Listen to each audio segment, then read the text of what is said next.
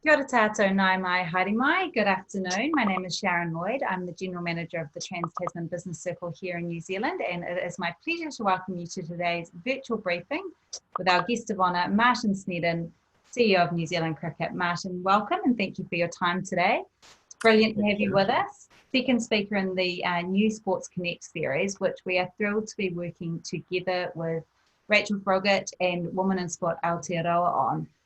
The theme, of course, is around leadership from lockdown, as we were chatting and realizing that across the world, all sport, high performance, grassroots is on hold, and many sports organisations at all levels are fighting for survival. We wanted to be the place to bring everyone together to have a conversation about what it looks like now and what the future holds. So thank you, Rachel, for bringing the series to us, and everyone will hear a little bit more from Rachel at the end of today's Q&A, as well as a special announcement that Rachel has to make. A little bit of housekeeping. You'll see on your screen that you are able to submit questions through the Q&A feature. You're also able to upvote those for any particular ones that you like and would like to hear more on. With Martin in the conversation today is our moderator, journalist and commentator, Ricky Swinell. Ricky, welcome back. It's brilliant to have you with us, and I'll hand over to you now. Awesome, thank you, Sharon, and hi everybody. Great to see lots of people back from last week and some new names on the list of people here today, so I'm sure we'll have another very good conversation, and I hope you've all had a good week. We will get into it with Martin Snedden. He's in a little bit of a stressful time technologically over the last couple of minutes, but we're good and ready to go. Martin, we always start with what is life like in your bubble? I just think probably because people are quite nosy about each other's bubbles. So how is your bubble and how's things going there? Actually, it's a pretty good bubble, really. It's just my wife and I. I've got 4 kids and they're all adults and in their own bubbles sprinkled around Auckland and Wellington. But it's just my wife, Annie, and I here, and we sort of get on with each other on the whole. So it's been quite peaceful until 2 minutes ago, where the technology for getting on this thing was starting to stress me out, but we made it in the end. Oh, good, and good to hear that you're still getting on. That's very important for bubble life. But let's get into it then. And you're obviously on the board of New Zealand Cricket and involved in some of their quite significant projects. We'll start first with the board side. I guess, do things change for a board in a crisis situation like this? What is your role at the moment with New Zealand Cricket? So I'm on the board, but I'm also heading a project called One Cricket. But just in terms of what a board does in these circumstances, yes, work intensifies. No longer do you have meetings every 1 month or 2 monthly or 6 weekly. You tend to have shorter meetings dealing with specific issues relating to the crisis you're dealing with. And that's been what we've done recently. We've sort of put BAU over to the side for the time being, and we just concentrate specifically on the COVID issues. And I think there's a bit of a formula to this stuff, Ricky, really. Yeah, going through a crisis, and I've been through a few in my time, and it's really important to understand the mechanism for getting through the crisis. So you're always starting with the gathering of information, and then just looking at the risks and trying to assess what are the highest priority risks that you have to work out, what you've got to mitigate. Relationships really come to the fore here. This is, and we're finding this all over sport in New Zealand at the moment, is probably the quality of relationships is exponentially going in a really positive direction, because people are communicating with each other all the time, and things like Zoom on the whole make that really easy. And then it's really important that the leaders get into decision-making mode, where they make quick decisions that are obvious, where they are prepared to take time to make the difficult decisions. And it's always then about painting a picture. You know, because the people you're responsible for, they want that picture all the time. They need it updated all the time. So right at the moment, it's been more about what's the response, the immediate response to the crisis, but it will very quickly get into how we're going to recover. And so, you know, right now, I think most sports around New Zealand, most businesses are in the response mode. And I think we've been given some really good leadership by government in this respect. Then it's about recovery. And so that's what people will start focusing on fairly shortly, I think. Have there been hard decisions in the last couple of weeks? Not for us, and I really say this with a great deal of respect for sport, that I guess because of timing, have been thrown right into the middle of the crisis and don't have the time that we've got available to us. So yeah, we had to cancel a little bit of cricket at the end of the season, but effectively we then know that we've got a window of about 4 or 5 months over our winter period to work through and try and work out how we're going to solve the issues that are in front of us. So, you know, other sports are right in the middle of that. We sit back, we watch them very closely, we talk to them, we learn from them, and it gives us time to make a little bit more considered decisions. And I think some of our biggest decisions are yet to come. Mm. Given that benefit of time that you have had and the stroke of luck of cricket being purely a summer sport and then being played here, how do you tap into what the other sports are dealing with while they are still dealing with it at the moment? Relationships, communication, and this is where we're fortunate, I think, and I'd like to do a bit of a shout out to Sport New Zealand on this. I think over the last year or so, they have facilitated an enormous amount of conversations happening between sports. People have got to know each other better. They trust each other more. They realise, in fact, they're in the same boat. And so the sharing of information, the sharing of experiences, the sharing of vulnerability is a lot more easily done than it would be if you don't know the people, you don't quite trust them, and you're really just trying to look after yourself. So, you know, that's so important. I mean, yeah, sharing of vulnerability, I think, is something everybody's getting used to in work and personal life as well. But how big has that change been, the communication between the sports from where it perhaps was to what it is now and that collaboration? Well, I think it had been growing for quite a while. There was a particular initiative that Sport New Zealand had facilitated called Keep Up With The Play, which was really aimed at teenage kids and trying to change philosophies around how they're looked after in sport. And as a result of that, there was a real growth in the strength of the relationship between the major team sports. So we've picked up on those relationships and we've now extended it. So for example, in the last few days, and this is in recognition of the fact that although we have no idea really what the future holds at the moment, we are hopeful that community sport in particular will get the green light sometime towards the middle, maybe the last part of winter. Now, we need to try and ensure that we all work together if we can to ensure that the winter sports, if they can run truncated seasons at that time. So we've reached out to the team sports and said, let's get into a really good conversation about this, because cricket wants to see those other sports being able to do something if they can. So let's see how we can cooperate to help that process. And so that conversation's just starting off. But we can do that much more easily because we know each other. We know the things we're dealing with, and it's a really neat thing to be in the middle of when everyone's, you know, facing major challenges. From what you're seeing, at least anecdotally, how is New Zealand's situation in the sporting landscape different, perhaps what's happening in the rest of the world?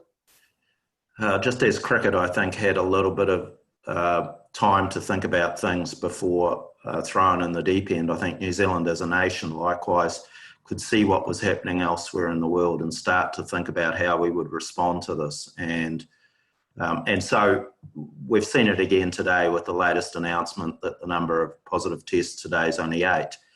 And so New Zealand really, I think, was able to get on the front foot because we could learn from the experiences of others.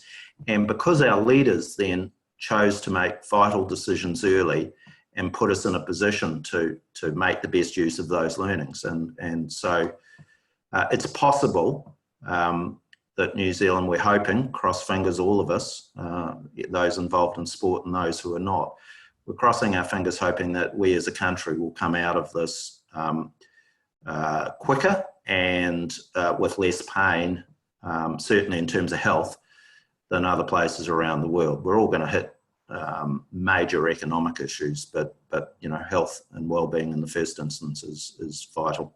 Yeah. Oh, that's great. I hadn't seen the new numbers today. That's awesome news.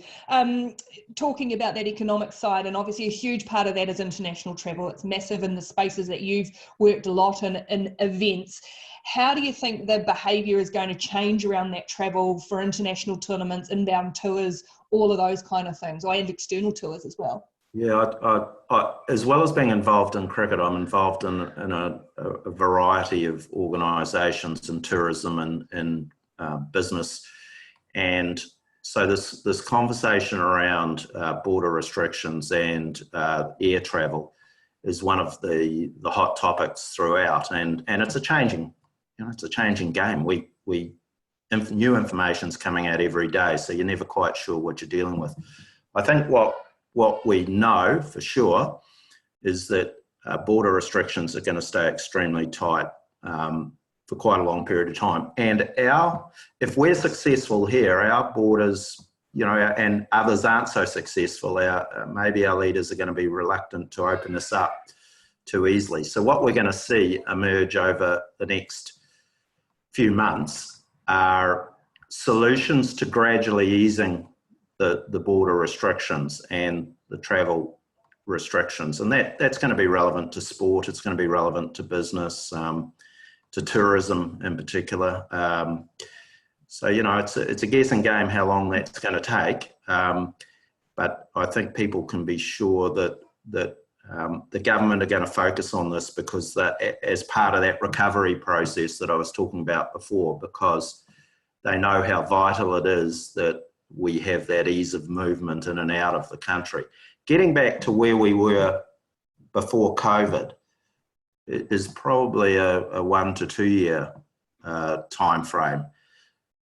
But if we just chip away at it sensibly and safely, then gradually, we'll find ways of coping with that.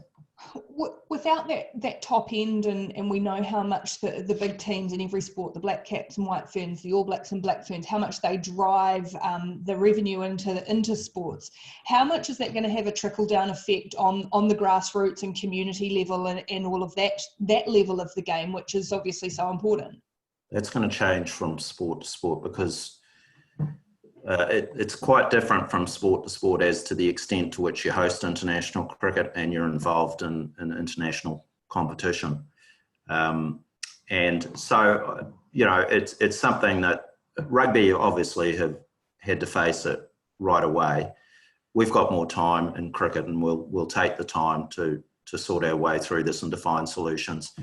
What we'll be determined to do is try and protect our community side of the game as much as we possibly can, and I'm confident that we can do a pretty good job. But the specifics of that is going to be something that are going to be worked through, I think, over the next 3 or 4 months. We'll use that time we've got available to us to make the best decisions to protect community sport.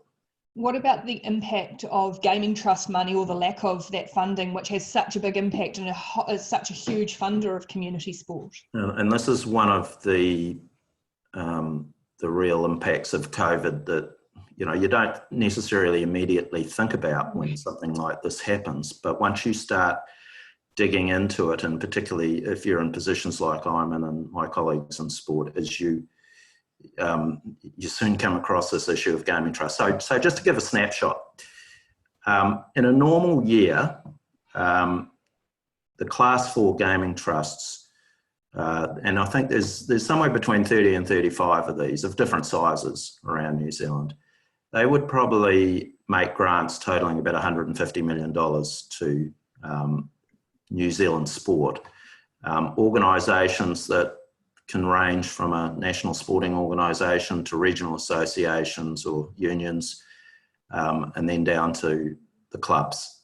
And so, that sort of money underpins a lot of what happens within community sport in New Zealand. Now, what we know is that a lot of that's going to disappear for the next 12 months.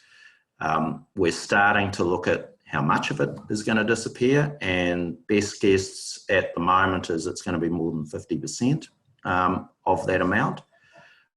So that's huge, and much of the money that was obtained from trusts has underpinned a whole lot of infrastructural framework in terms of workforces that exist around New Zealand to deliver community sport. Every sport at every level is going to be challenged as to whether or not they continue to do what they can. And the answer is they can't. The truth is that what's going to happen now is every sport is going to have to plan on not a lot of gaming trust revenue for the rest of this calendar year. There is a possibility that the government, which is starting to work on a support package for sport, may come up with some form of mitigation around that, but I don't think for the time being, we should count on that being too significant. So every sport really has to plan for how it can survive and what it should do in the absence of the gaming trust funding that it's been used to getting. Is that where that collaboration that you've mentioned a couple of times is going to be possibly the most vital? Yeah, it could be, really. I mean, you know, I go back to that conversation before that we're having with other sports about season windows. If we can have a clarity of season windows between the sports, then it becomes easier to look at the possibility of having what we call development officers, or people who are on the front line of delivering community sport. Not just having one employee, but actually maybe having dual roles, or even roles with 3 organisations. We were starting to dabble in this prior to COVID. It's for a long time, it's been the aim of some sports to try and get this going. And it just might be that this is a crisis that finally gives it an opportunity to get off the ground. Yeah, finding ways out of it. One of your big focuses in your New Zealand cricket role is One Cricket, and inclusion and diversity around in your sport and the future of the sport. Just tell us a little bit about that project and where that is at. Yeah, well, it's a fairly wide-ranging project. It's not a small project, is it? As you just started to describe it, I thought, hell, doing all that. Where we started is just trying to help our associations learn how to run businesses better, the business of cricket better. So set themselves up so they had a better understanding of the value of annual planning and how they worked with their boards, and then from there, just starting to feed in priority focus areas, you know, ensuring that things like coach education receive top priority instead of it being an afterthought. And just over, it's been going for a couple of years now, and what we've seen is the results of this really show dramatic improvement in a lot of the things that we do. And it's ensuring that the money that New Zealand Cricket invests into community sport is used for things that are agreed to be the highest priorities. Then we started to move the project into focusing on delivering on the outcomes of our Women in Cricket report 3 or 4 years ago that Sarah Beeman led the creation of. And that again has given it a real impetus in the sense that we've now been able to grow significantly the number of females involved in the governance of cricket. We've grown the focus on the WHITEFERNS and semi-professional players just below that. We've grown the workforce, female workforce within cricket in a big way. And we're now starting to try and design cricket products, if you like, that are going to be much more interesting for girls and women, and clearly, but based on our results previously, have been the case before. Obviously, a big part of that is the ICC Women's World Cup coming next year. I know you're not specifically involved in that, but it's all full steam ahead in terms of the planning and organisation. What does having events like that in New Zealand do in the experiences that you've had in the past with rugby and cricket? What it does is it sharpens the focus on, in this case, on women and girls' involvement in cricket, both on the field and off the field.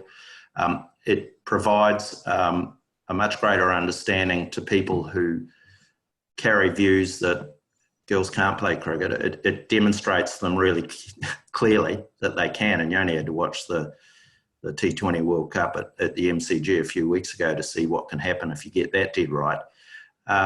It gives us, I think, a shot, I was going to say a shot in the backside, but a catalyst for making sure we get on and continue to do as much as we possibly can to make cricket attractive for girls and women to play, to be watching, to be engaged with, to help, you know, others with. It's invaluable from that point of view. So, you know, our team that's concentrating on that, the building of that event is flying ahead at full steam, and you know, we're just going to try and make the absolute best use as we can, so that it helps us achieve and cover up on some major gaps that we've had previously in cricket.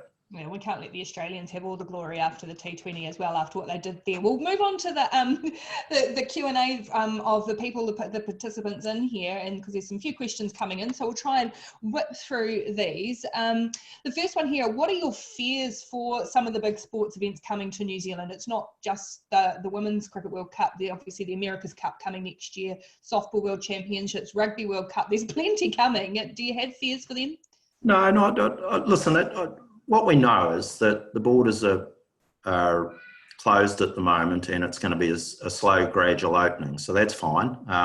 221s next year. There'll be a lot that happens. You know, at the moment, every day feels like it takes about 72 hours to get through. And if you look at the progress that's been made since the lockdown started, the fact that we were reporting 8 cases today demonstrates just how much progress has been made in terms of hopefully ultimately the elimination of the virus. So we're at what is it today, the 17th of April. We just got to keep making progress every month in all of these things. Now, the way I look at it is probably I'm an optimist, but I think there could be some opportunities for New Zealand in this whole situation. The truth is that if we manage within our own country to get right on top of the virus to the point where we're really confident that we've nailed it, and if life starts getting back towards normal, and if there can, over a period of time, be ways in which the border restrictions can be moved around to enable certain things to happen, in other words, say for teams to come in the country or whatever, then it's not just about the things that were planned to happen in New Zealand, but we should be looking for things that were planned to happen overseas somewhere, which ultimately we could be the place that hosts them, because if things haven't improved in some other countries, then the events won't happen there, but it may be that as time goes by, they can happen in New Zealand. So that can not just apply in sport, it can go across the whole events field and tourism. And you know, I worked for a couple of really eventful years for a company called Duco Events and headed by a guy called David Higgins. And I can bet my bottom dollar at the moment that David's looking at this whole thing and thinking, what are those sorts of opportunities that were originally meant to happen overseas, but which New Zealand could well be capable of hosting? And I don't doubt he'll be chasing something pretty soon. I'm sure.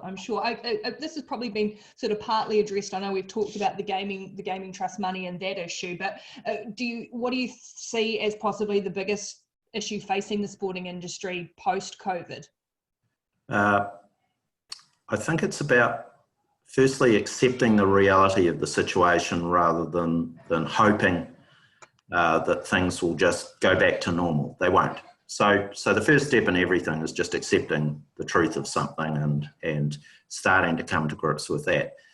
Then I think the hardest thing is breaking through, you know, each sport, I guess, has a way it structures itself, and there are things that it loves doing, but are not necessarily must-dos, but are nice-to-dos. And I think what all sporting organisations need to do right now is establish their highest priorities to ensure that their sports can start functioning as soon as possible. And that's really stripping things back to the basics. So if I think about cricket, I think the number one priority would be to ensure that come the start of next season, anticipation of us being allowed to start the cricket season, that there are right across New Zealand competitions running, kids cricket being organised, adult cricket being organised, and just get on and make sure that that happens as the first priority. And then from there, you have to work out what can you afford. So what's the next highest priority on your list? In our case, it's possible it's around the assistance that's given to coach the parents who look after the kids in cricket. So maybe that's our second priority in this area. And so you just build up a whole bunch of priorities. You might have 5 or 6, and if they're in the right order and you look at your resources, then you apply the resources you need to achieve the first priority, then the second, and then see what you've got left over and do the third, and then do the fourth until you run out. I like this one, no pressure. What advice have you got for the government and the Minister of Sport for us to go forward with the big events next year? I think he'll be really keen to see that happen. He's a great sports fan anyway. That's why he's got the position.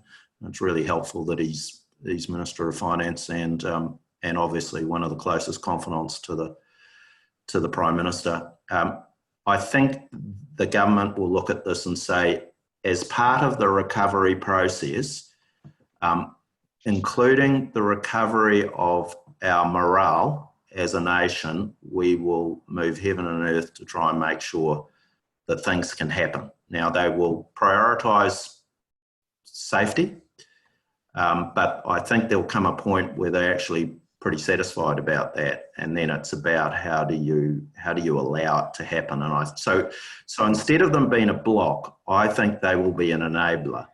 Right now they can't think too hard about that because they've got to deal with the immediate issue, but it won't be too long before they're into that whole enabling recovery process mindset. Probably sort of touches on a little bit what you were talking before, because everything is so short-term thinking at the moment, getting through every 72-hour day. So how do you balance those short-term and immediate issues without losing sight of the long-term and being very aware of what the short-term decision-making has on the long-term? And it is really difficult. And I was in a tourism meeting this morning for 2 hours, and we got onto this because we were trying to work out how could we balance helping tourism businesses just survive the next 4 weeks, the next 8 weeks. And so there are a series of functional things that need to be done to help people. And part within sport, for instance, and right across New Zealand, the wage subsidy has been something of a major boon. So we've been really helping our sports organisations understand how they can apply, whether they're eligible, and get on and do it. And that gives them a bit of breathing space. But this is also a great opportunity where obstacles that previously existed may well break down because there's a necessity for them to break down. We're not going to go back to what happened before. We can't. The environment will be different.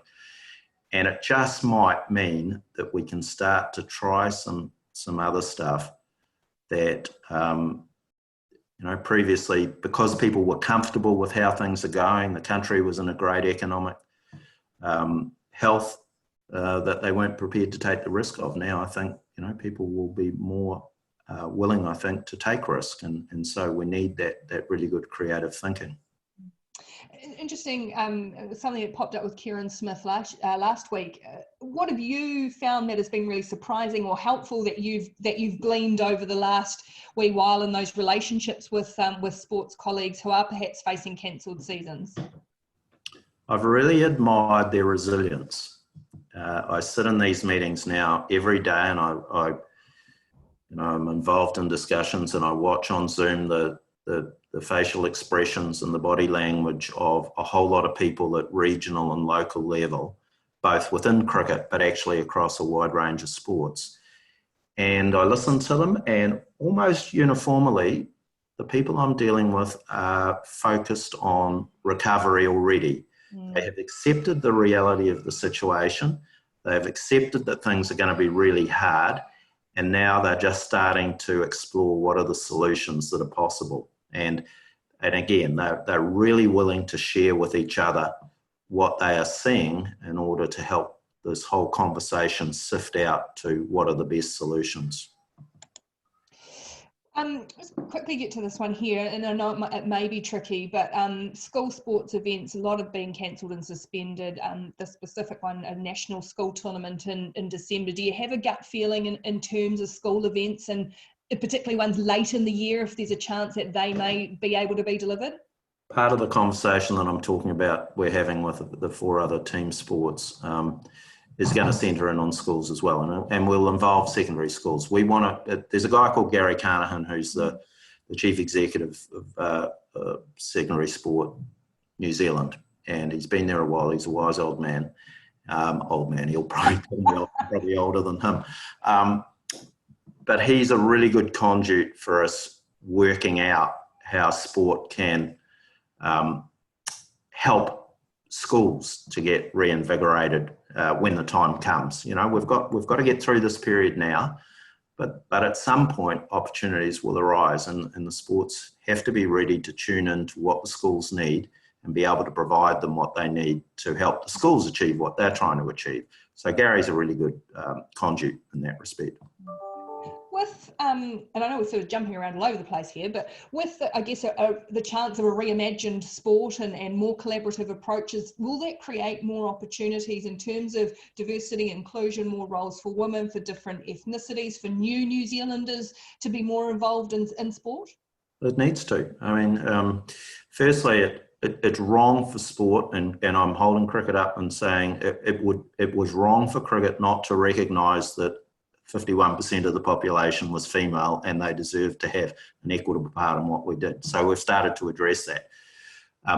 But equally, the face of New Zealand has been changing now for a long time, and all sports must recognise that and find ways of connecting in with that diverse range of New Zealanders and offering them not only the opportunity to participate, but the opportunity to be part of influencing and delivering sport. And that's been happening in various sports and partly in cricket as well. And I have to say, from my observation, both in terms of the growth of influence of women in governance and the increased diversity of people involved in influencing what happens in sport, the benefits are fantastic. You just need that mindset to allow that to happen. There's a question here for those who do rely on gaming funds like many to deliver tournaments and club sport and all of that. So what are the other revenue opportunities that are worth exploring for these sports, for these teams, clubs, to generate some income? So this is going to be a major problem, because when you get hit with a crisis, you know, Gaming Trust just happens to be one part of that. Sponsorship is another one where, you know, we've got stories emerging of business all over New Zealand starting to struggle. So it won't be, not that it was ever always easy to get sponsorship money, but it certainly won't be easy going forward. So organisations who are after sponsors are going to really have to think about not only what they want from the sponsor, but actually what is the tangible value that they can provide to businesses they wish to connect with, not just in a cash sense, but maybe in kind type assistance as well. User pay is already a significant part of New Zealand sport. Cricket has been seen as an expensive sport. We've actually got to somehow reduce the cost of participation in cricket to sort of deal in part with that issue.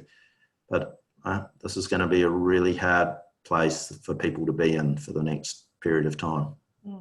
I'm conscious that we're sort of starting to get pressed for time, and there's so many sort of a different range of questions here. So I'll look at a couple around a chance.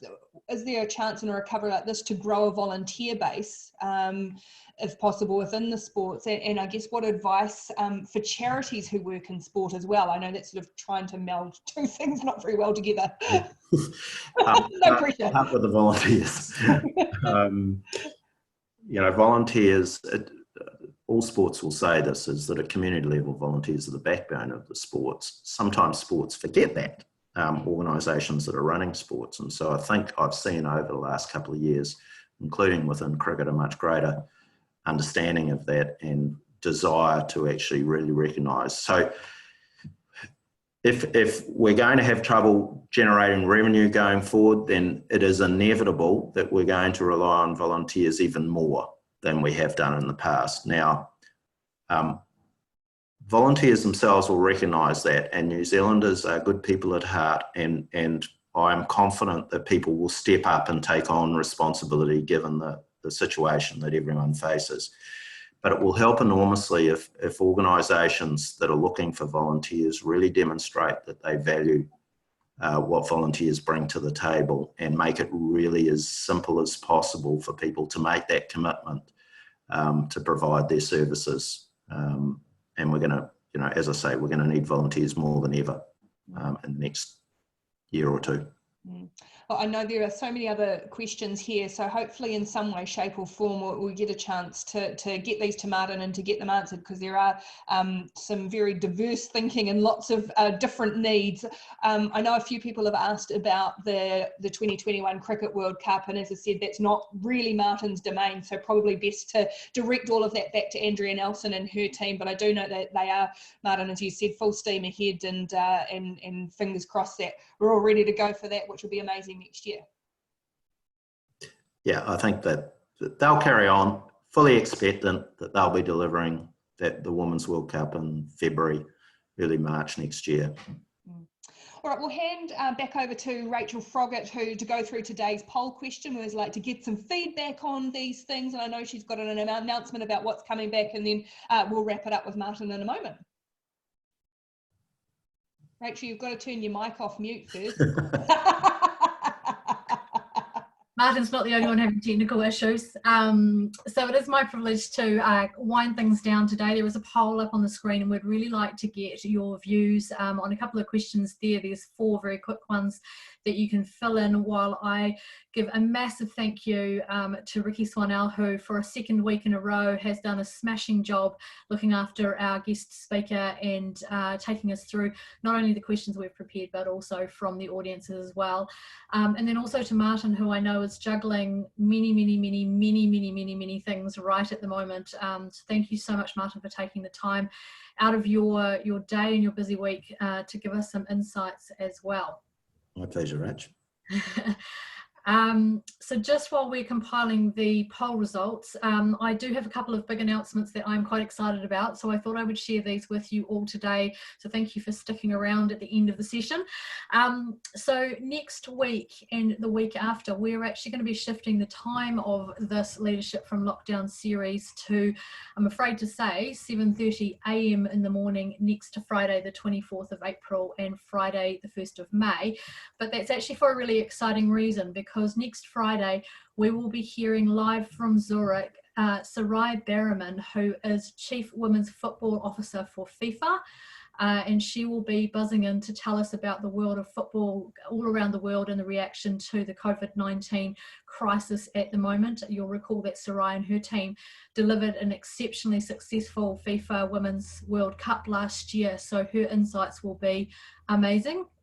The following week, on Friday, May the 1st, we will be beaming live from Dublin, and Katie Sadlier will be coming in as General Manager of Women's Rugby for World Rugby to talk to us about the impact on World Rugby around the world, but also obviously we are hosting the Women's World Cup here in New Zealand at the end of 2021, so no doubt she'll have some amazing insights there as well.